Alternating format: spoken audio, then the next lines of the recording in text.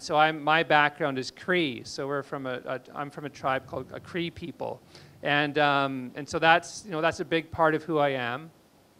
And when I started writing professionally, what really clicked for me, and I think it's a matter of timing, it's a matter of writing to your passion, finding your passion, figuring out what you want to say with your stories, and then finding the right stories. And what I try to do when I write stories is to gap fill. So I look at what hasn't been written, who has written what's already out there, and then what can I contribute to change the narrative. And so a lot of my earlier work was work that I would call trauma-based. And so the books there you see is 7 Generations is my first published book. It came out in 2009. And that was a book that was about residential school history, intergenerational trauma. And so it was looking at how the impacts of yesterday can be felt today. And then how understanding where we are today through the lens of history, it helps us to understand where we need to go. And also it is a process of healing. We are a nonprofit, volunteer-run organization that works to promote storytelling in Hong Kong. Our goal is to get people to appreciate stories and also learn how to tell their own stories. So that was the challenge for me, is how do I tell a story that the audience, the reader, will be emotionally invested in, but the people themselves, are distant from their feelings. That was the biggest challenge. This picture is the inspiration for my book.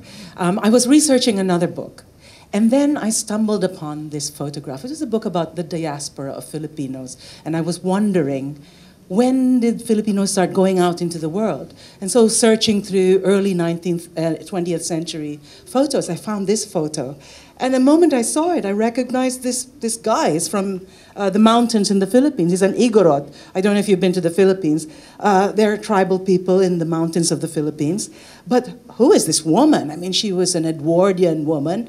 Clearly, you could tell by her outfit where it's got the pigeon silhouette that was popular in those days, where they wear a corset so that their bodies are shaped like pigeons. She's wearing gloves because at the time, men and women didn't hold hands unless they were wearing gloves, and husbands and wives didn't hold hands in public. And what was she doing, dancing with a half-naked Filipino boy?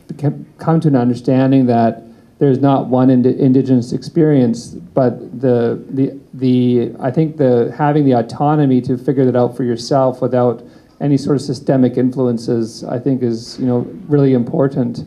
And I think any of my books consider the fact that writing for me is an act of reclamation, and telling stories is something that is vitally important, because our stories were ignored or told by somebody else for so long, that any story I write is an act of reclamation. Any story that any of my friends write in the community is an act of reclamation. And so I think this book, along with any other book I've written, it's a redefinition of identity and reclamation of identity, and an expression of identity, which I think is very, very important. And we're still in that process of When they approached me, I actually was considering, because I know it's a huge responsibility to write a book, and it is very different from being a chef and writing a book, and all those skills are different.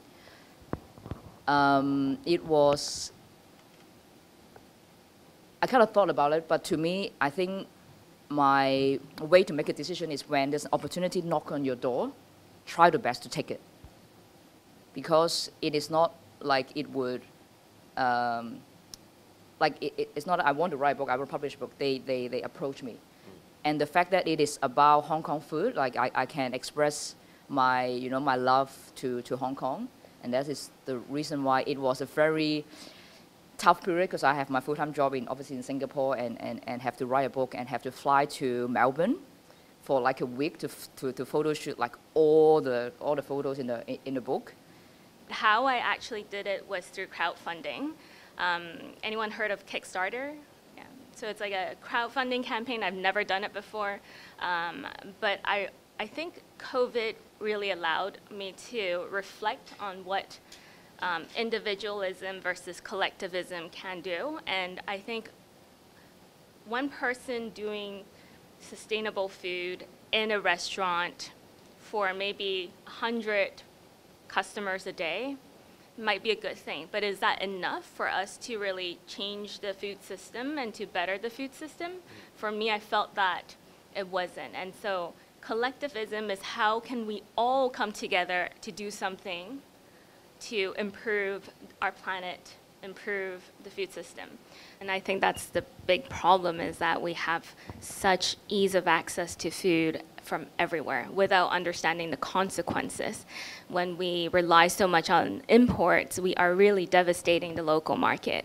You have small batch like soy sauce makers that are closing down, you know, pastry places that have 100-year history, they're closing down. And there used to be 4,000 something hectares of farmland, arable farmland in Hong Kong. Now only less than 700 hectares is actually being in use. And then the rest becomes brownfields, right? So do we really not have enough land to grow food, or is it just because we don't prioritize the farming industry, agriculture locally, and preserving local agriculture enough, you know? And whose fault is that, you know? How can we preserve it? On the topic of like writing, like was there a specific spark or reason that you started to write Daughter of the Moon Goddess or The Girl Who Fell Beneath the Sea? Well, this is a legend that I've always loved since I was a child, you know, Mid-Autumn Festival. I still remember, it is my favorite festival. To me, it's like close family and everything. And I remember going to buy mooncakes with my mother, and the more traditional boxes would have an image of Chang'e flying to the moon. And I love that story. And it's really one that I haven't been able to forget, and I think about every now and then, because it has a sad ending, that when Chang'e takes the elixir and flies to the moon. And I always imagined, like, what if, you know, there was a different reason from the one in the mythology that could have made her do that. And so I imagined, like, what if she did it, you know, not to save the elixir from thieves, or not because Hou Yi was a tyrant, but for a more personal family reason, right? To save herself and maybe someone she loved as much as her husband. And so I imagined, what if they had a daughter, a secret daughter, and what that daughter would do to save her mother, who was trapped on the moon. And literally it was the title of the book, Daughter of the Moon Goddess, and the first line of the book, there are many legends about my mother. These things came to me first, and throughout the many rounds of editing this went through, those are two things that have not changed. Same, like with girls, less of specific drama and more the aesthetic, the feeling, and also I love to travel. Like I remember I was just in this garden in Korea, and there were like magpie sitting around. And I would just take everyone's taking pictures of like the castle grounds, and I'm following these magpies, taking pictures of these magpies because they're just so beautiful. And then it inspired me, and I actually there's a magpie in my book that's very important. Yeah. Take your book back there. Yeah. I think for K-dramas that was more XOXO was very inspired by K-dramas, and it's kind of like tongue in cheek. Because if you've ever watched a K-drama, they always have like ads, like for Subway, and so they eat Subway in my book. I helped out a little bit on that documentary recently, The Six, which is about the 6 Chinese that were on the Titanic that no one had ever really looked at before, paid any attention to before, because of course they were saved from the Titanic, but when the boat that brought the survivors of the Titanic to New York, where there was a whole thing with the famous thing with all the survivors getting off, the only ones not allowed to go ashore were the Chinese because of the Asian Exclusion Act in America at that time. They had to stay on that boat, transfer to a British boat, because they were ultimately going down to the Caribbean to work on the British banana boat. But they were not allowed to go ashore at America. So when you see all the photos of everyone coming ashore after the Titanic, no one knew about the Chinese that were on there. But their names are very, very difficult. And it took a long time, and in some cases you just can't work it out to track them back. I mean, they're all Taishan people where so many immigrants came out of, but the names are so common, so repetitive, and spelled so differently, you can never quite be sure, unless, fortunately, the Titanic wasn't that long ago, and they did tend to write letters home, so their families knew they were on the Titanic. Quite bizarre that they were on the Titanic. It was pure chance. I did that with a couple of my female students, Lanessa, Dan, Lynn, and Yang Yang, and that was fascinating because the African traders would love to talk to me about business, and they'd talk to them about romance. And so I got a complete picture by having these co-authors. You know, they'd always ask my co-authors, who were graduate students at Chinese U, tell me, do you have a boyfriend? No? Well, since you already have a boyfriend, let me tell you about my life. Why don't any Chinese women like me? And so on. Very good data that I couldn't have found alone. People wouldn't talk about that to me, but they did to them. Some of my research is based on interviews. On Ikigai or life after death, you can't go to a site and observe it. I wish I could, but I can't. On the other hand, you certainly can sit down people and talk to them for an hour or 2 hours or 5 hours or 10 hours over several sessions and find out a great deal about their life. Other of my research, like the Chungking Mansions book, are based on participant observation, where you go to a place and you just hang out, you know, week after week, month after month, year after year, until you understand the place. And that is a whole different kind of research, but they both are what anthropologists do. Although, having said that, I'm Malaysian, I don't believe in ghosts, but I'm scared of ghosts. Yeah, that's my position as well. Right? Yeah. Yeah, what I always say is I don't believe in ghosts, but I'm slightly worried they don't care whether I believe in them or not. Right. So I was going to put that question to the panel. Do you believe in ghosts, and what is your relationship with ghosts? Yes. Maybe Sachiko, would you like to start? 私ですか。私はお化けにも幽霊にも会ったことはないです。She says, I have not met any ghosts or spirits of the dead, but でもいればいいなと思っています。But she thinks it would be lovely if they existed. でいればいいなと思っているので、そういうお話を書いているのだと思っています。And is writing that kind of fiction. Wow. So you're quite confident that the ghosts you might meet in Japan will be of a friendly nature.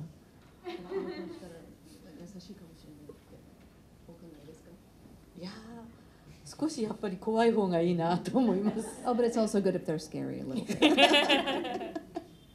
What about you, Violet? Oh, of course I believe in ghosts because they're real and they're all scary and want to get me. You say they're real. Have you had any experience of them? Of course. I foolishly embarked when I was starting my novel, Build Your House Around My Body. I was sort of an independent field researcher of ghosts where I would just wander around Dalat, where I was living in Vietnam, and ask people what's your ghost story? And I did end up once trying to sleep over in a haunted house in the forest in Dalat. Because I was 24 and very stupid. And my first ghost story I wrote just because I had a plot hole. Mm-hmm. And I could not figure out how to fill it with a human being who was limited by the laws of physics and temporal realities. So the ghost was just kind of a useful tool. And then I realized that it was such a powerful metaphor, too, for the kind of diasporic Vietnamese fiction that I was working with about immigrants and refugees and people who are between cultures, because the ghost is just the ultimate in-between being to me. And I mean, Vietnamese folklore is just very rich with spooky things, little spooky things of all categorization. So there's sort of a rich menagerie of folkloric traditions to pull from, and that can really do interesting things within the story. And for me, I really liked the ghost as a way to give some of my characters agency that they can't achieve on their own, especially female characters. Who are seeking revenge. Like the vengeful female ghost, I think, is kind of a trope in a lot of Asian horror. And I love it because they're able to be a more powerful being. And I think some of, when you think of classic Asian horror, there's the what is it, the Mulguishin, the Korean water ghosts, these long hair kind of ring-like kind of archetypes of these vengeful women. And I love it because, I mean, what's scary is a powerful woman sometimes. And I love that. I want them to be powerful and terrifying in my fiction. Other spirits as well in the book, so mostly like the Chinese gods, so some cameos from Guangong, who is a general, who is worshipped among the Chinese, the monkey god or the great sage, Sun Wukong, but there's also my favorite, and I think your favorite as well, the Datuk Gong, which is a great like Malaysian spirit. They are kind of like local gods, like they're a god of a place, and so particularly say if you've got a construction site, you're building a new building. If you're Chinese, you set up a little altar to the Datuk Gong, so your construction will go well. And the idol, the statue, if you go and look at the statue, is he looks a bit like Santa Claus, and he's got a beard, or Colonel Sanders, like a combination, and he wears white like Colonel Sanders. He's got a beard, but he's actually wearing a baju Melayu, like a Malay traditional dress, because he's actually Malay. That is, yes, right there. When you're writing, if you write in third person, what is the best way to show internal thought?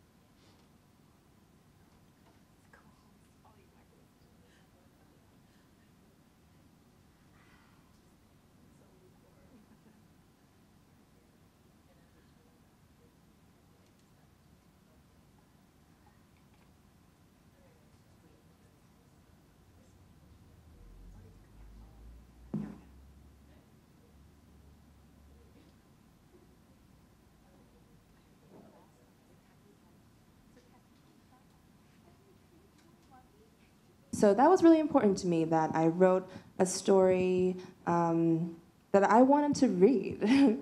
Like growing up, but also as a writer, I wanted to write it because I was just like, there was a lack of that in at least what I was seeing.